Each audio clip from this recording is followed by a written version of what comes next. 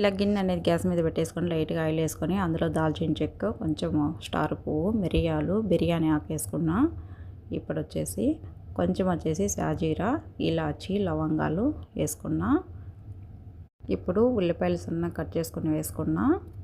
ఇప్పుడు అల్లం వెల్లుల్లి పేస్ట్ కూడా వేసుకున్నా. కొంచెం టమాటా కూడా వేసేసుకుంటున్నా కట్ చేసుకున్నవి.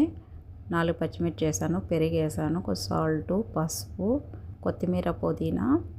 ఇప్పుడు బటర్ అనేది నేను కొంచెం ఎక్కువ వేసుకున్నా. ఇప్పుడు ముందుగా కడిగి పెట్టుకున్న బియ్యం కూడా వేసుకున్నా. 2 సెకండ్లు కొంచెం మసాలాలో మగ్గిన తర్వాత ఇవి నీళ్ళు వేసాను తగినన్ని.